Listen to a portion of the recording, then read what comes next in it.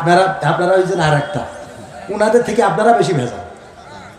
এটা গান গাচ্ছি তার মধ্যে আপনি এর মধ্যেই করতেছেন।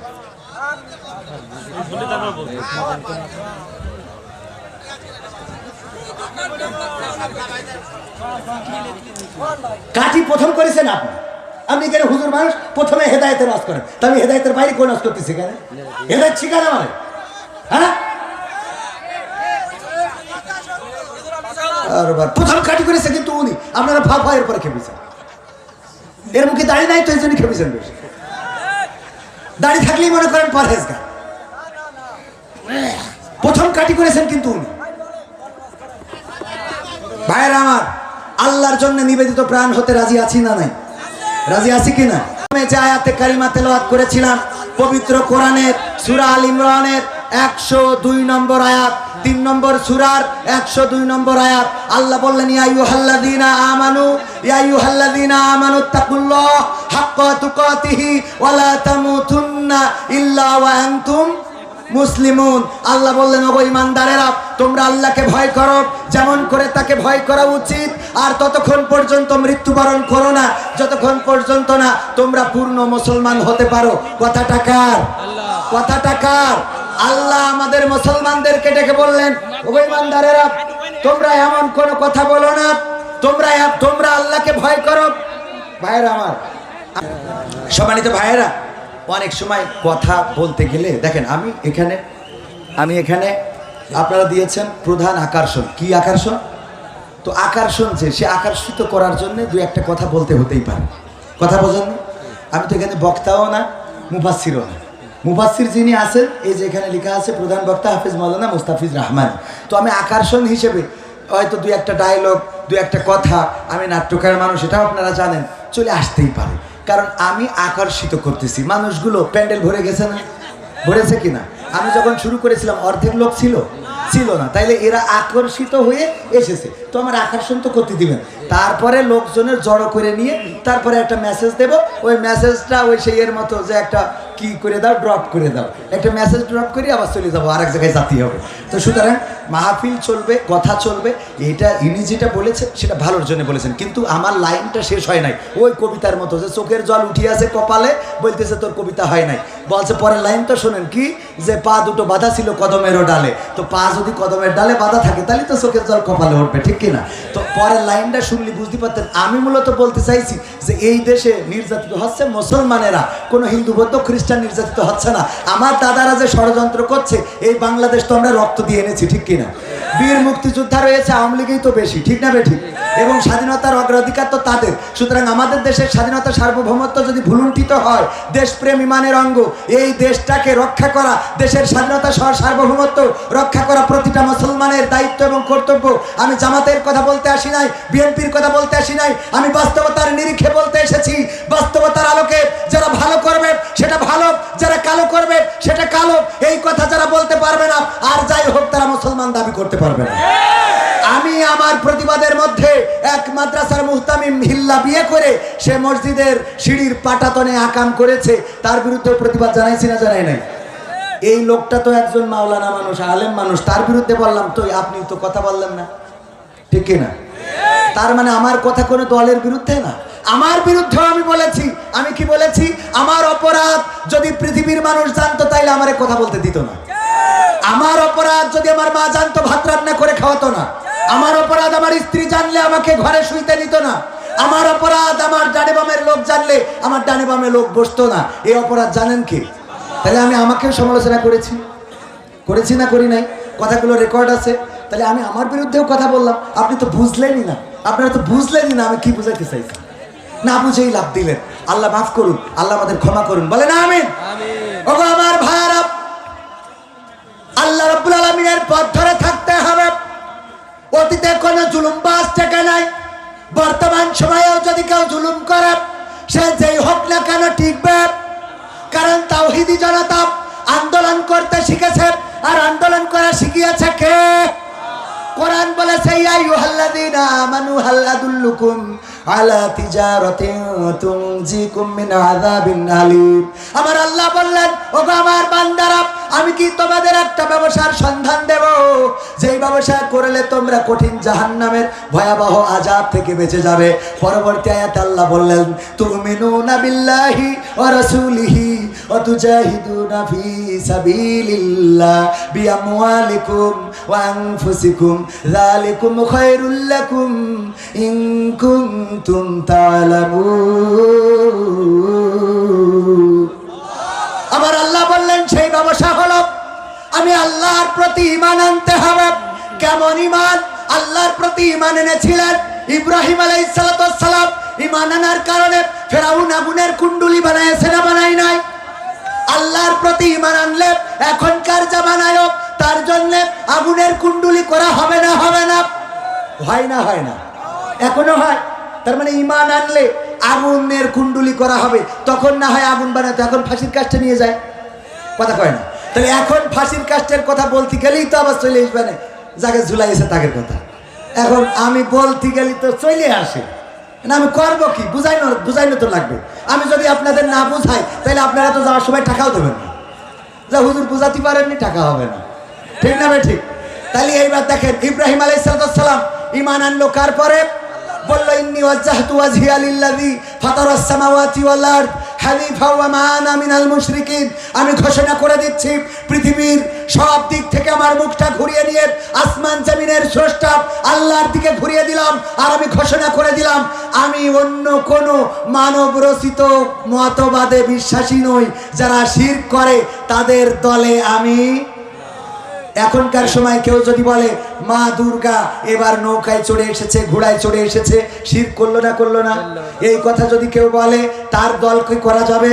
তাহলে এইটা থেকে যদি সচেতন করি, এটা কোরআনের কথা না আমার বানানো কথা? ইব্রাহিম আলাইহিস সালাম বললেন যে আমি মুশরিকদের অন্তর্ভুক্ত নই। আল্লাহর কথাটা পছন্দ হলো, কোরআনে দিয়ে দিল। এখনকার সময়েও যদি কেউ মুশরিকের অনুসরণ করে, মুশরিকদের পক্ষে চলে, তাহলে বুঝে নিতে হবে তার অনুসরণকারী যারা, তারাই আল্লাহর বিপক্ষের দল। তারা কিসের দল? আল্লাহর বিপক্ষের দল। আর তারা চাই কি? ওই যে ইব্রাহিমকে যেমন আগুনের কুণ্ডুলি বানানো হলো, সেই আগুনে ফেলানো হলো, আগুনে ফেলানোর আগ পর্যন্ত ইব্রাহিম আলাইহিস সালাম কি ভড়কে গেছিলেন? আপনারা বাধা দিয়েছেন, আমি ভড়কে গেছি। ভড়কানোর তো কিছু নাই। কেন জানেন?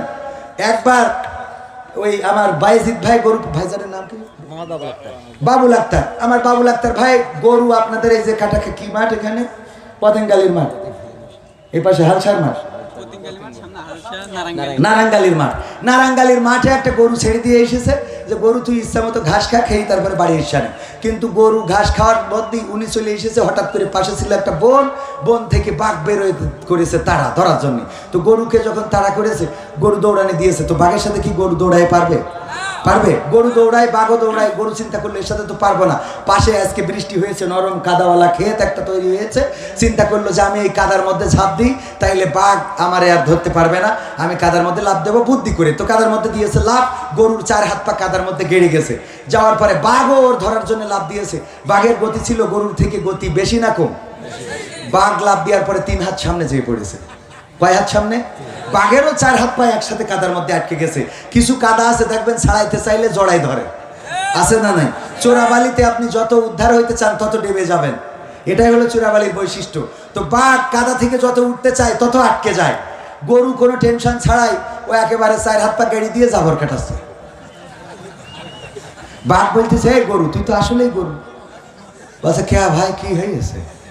কি এই যে বোঝো না, দুধু খাও, দুধু খাও, সানডে মানডে ক্লোজ করে দিব, খালি একটু বের হইতে দাও। গরু বলছে, ভাই এত রাগ করছেন কি, সমস্যা কি? এই সমস্যা কি মানে? তোরে যদি আমি ধরতাম তাইলে তোরে খাতাম, খেয়ে আমি বাঁচতাম, ঠিক আছে। তুই যদি দৌড়ায় পালাইয়ে যাতিস তাও অন্তত তুইও বেঁচে যাতিস, আমিও বেঁচে যেতাম। কিন্তু কাজটা করলি কি, কাদার মধ্যে লাভ দিয়েছিস যে কাদাতে বের হওয়া যায় না। এখন তুইও মরবি, আমিও মরবো।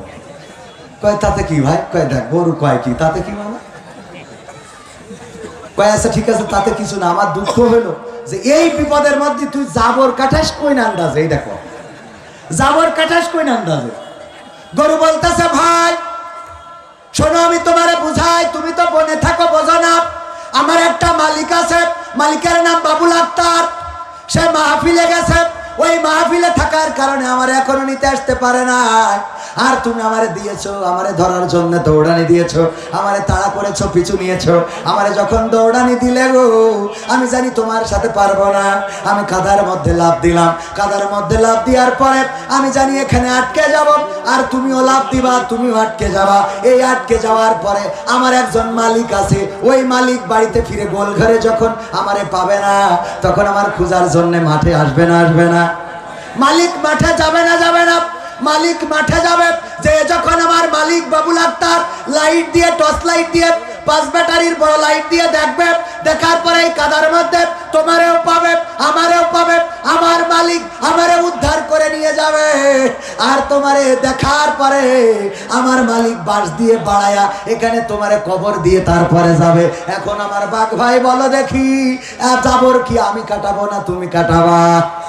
জাবর কাটাবে কিনা? কারণ গরুর কি আছে? মালিক আছে, গরুর মালিক আছে। সুতরাং যারা আল্লাহর পথে নিবেদিত হয় তাদের মালিক থাকেন কে? আর তাই তারা বাতিলের কাছে মাথা নত করে না। তারা জানে মৃত্যুর পরে আল্লাহ রাব্বুল আলামিন আছে, মৃত্যুর আগেও আল্লাহ রাব্বুল আলামিন আছে।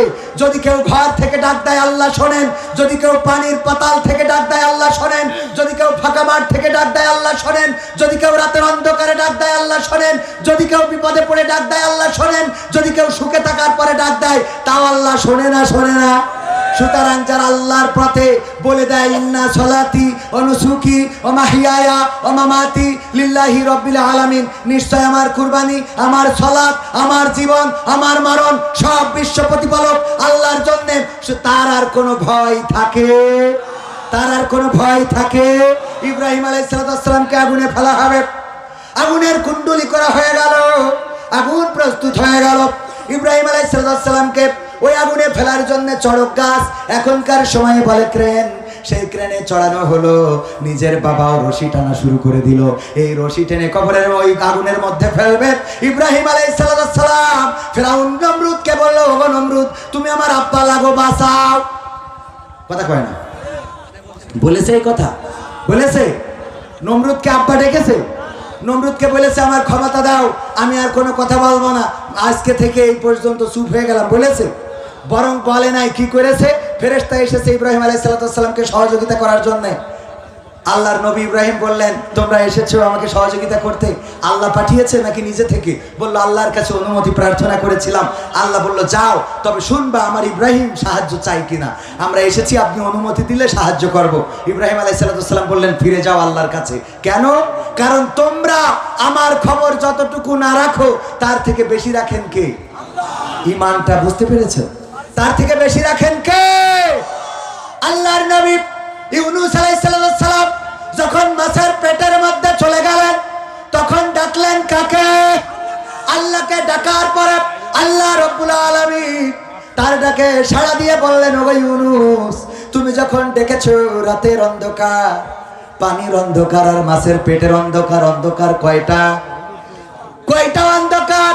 3টা।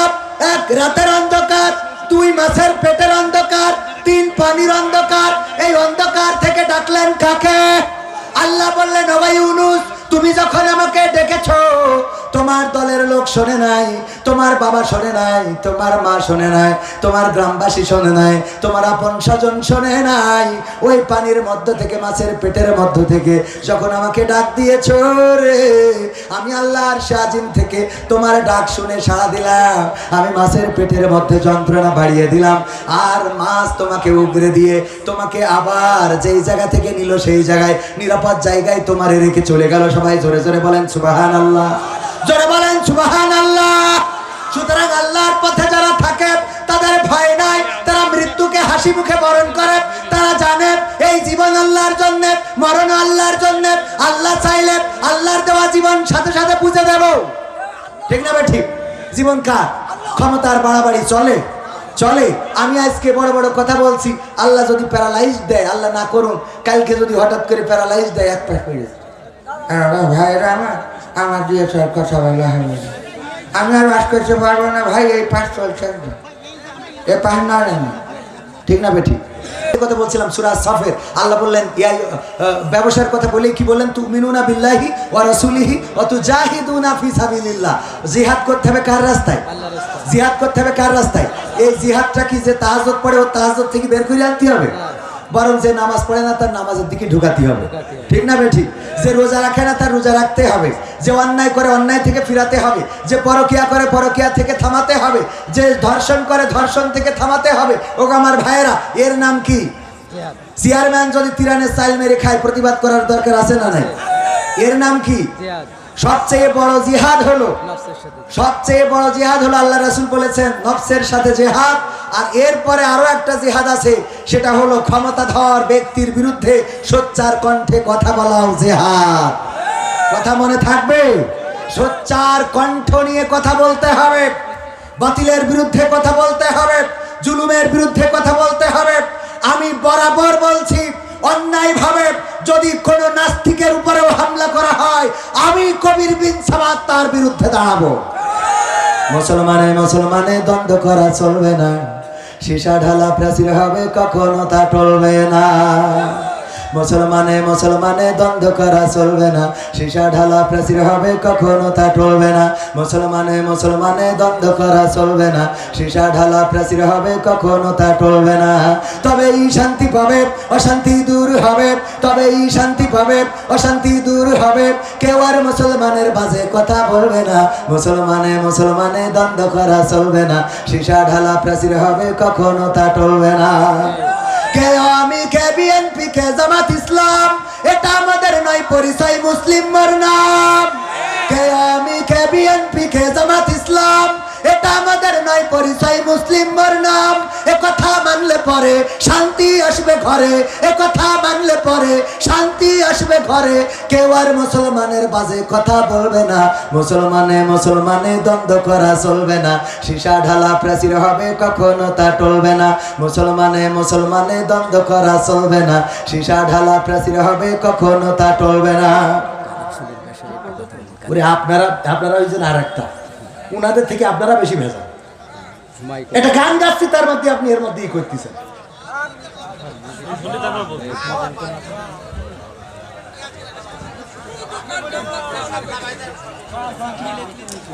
কাঠি প্রথম করেছেন আপনি, আপনি কেন হুজুর মানুষ প্রথমে হেদায়েতের ওয়াজ করেন, তা আমি হেদায়েতের বাইরে কোন ওয়াজ করতেছি কেন? হেদায়েত শিখান আমারে, হ্যাঁ? আর প্রথম কাঠি করেছে কিন্তু উনি, আপনারা ভাব এর পরে খেপেছেন। এর মুখে দাড়ি নাই তো এই জন্য খেপেছেন বেশি। দাড়ি থাকলেই মনে করেন পরহেজগার। প্রথম কাটি করেছেন কিন্তু উনি। ভাইয়েরা আমার, আল্লাহর জন্য নিবেদিত প্রাণ হতে রাজি আছি না নাই? রাজি আছি কিনা? কারা কারা রাজি দেখতে চায়? নারায়ে তাকবীর, নারায়ে তাকবীর।